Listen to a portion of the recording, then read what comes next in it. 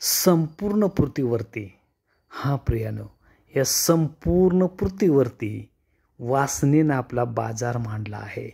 प्रत्येक देश वासनेनं भरत आहे. प्रत्येक व्यक्ती वासनेमध्ये वाढत आहे. वासनेने लोकांचे डोळे अगदी आंधळी झालेले आहेत. वासनेने लोकांचे कान बधीर झालेले आहेत. वासनेने लोकांचे मन अशुद्ध झालेले आहेत.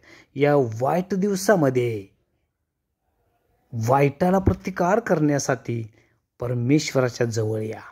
पवित्र शास्त्र आम्हाला सांगतं, हे तरुणांनो, जोपर्यंत तरुण आहात तोपर्यंत आयुष्याचा उपभोग घ्या, आनंदी व्हा, मनाला जे करावेसे वाटते ते करा, तुम्हाला जे करण्याची इच्छा आहे ते करा.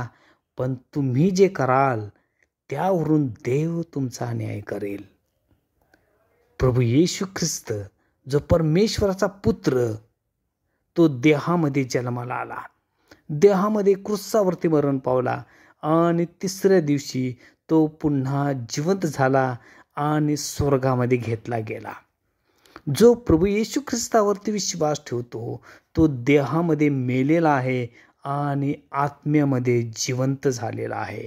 आत्म्याने शरीरावर विजय मिळण्यासाठी प्रभू येशू ख्रिस्तावरती विश्वास ठेवा, कारण तो शरीरानं वधस्तंभावरती मरण पावला आणि तो पुन्हा जिवंत झालेला आहे.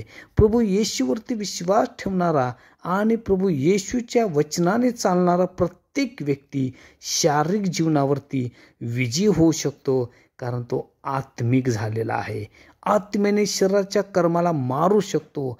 आत्मिक जीवनाने शारीरिक जीवनावरती तो विजयी होऊ शकतो. आत्म्याने वासनेच्या जीवनाला तो हरवू शकतो.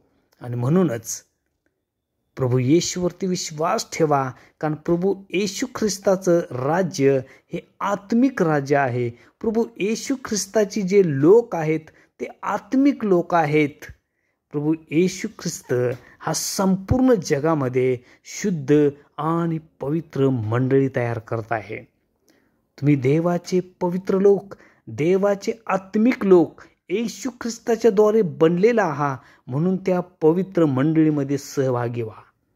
पवित्र मंडळीमध्ये सहभागी झाल्याने तुम्ही त्या आत्मिक जीवनामध्ये वाढत राहणार आणि तुमच्या शारीरिक जीवनामध्ये तुम्ही अपयशी ठरणार आणि देवाला ग्रहण असणारं जीवन तुम्ही जगणार. आणि म्हणूनच ह्या पापमय जगामध्ये, वासनेच्या जगामध्ये प्रभू येशूवरती विश्वास ठेवणारा व्यक्तीच त्याच्या आत्मिक जीवनानं तो शारीरिक जीवनावरती विजय मिळवू शकतो. प्रियानो, मनोवचन आम्हाला सांगतं, तुम्ही जे काय कराल त्यावरून देव तुमचा न्याय करेल. आज शारीरिक लोक, शारीरिक जीवनामध्ये जगणारे लोकांचा देव न्याय करेल, कारण देवानं प्रभू येशू ख्रिस्ताच्या द्वारे जो त्याचा एकुलता एक पुत्र या पृथ्वीवरती पाठवून त्याच्यावर विश्वास ठेवणाऱ्या प्रत्येक व्यक्तीला आत्मिक बनवलेला आहे. शारीरिक नाही तर आत्मिक तुम्ही आहात. आत्मिक तुम्ही आहात. परमेश्वर तुम्हाला आशीर्वाद करो. आमेन.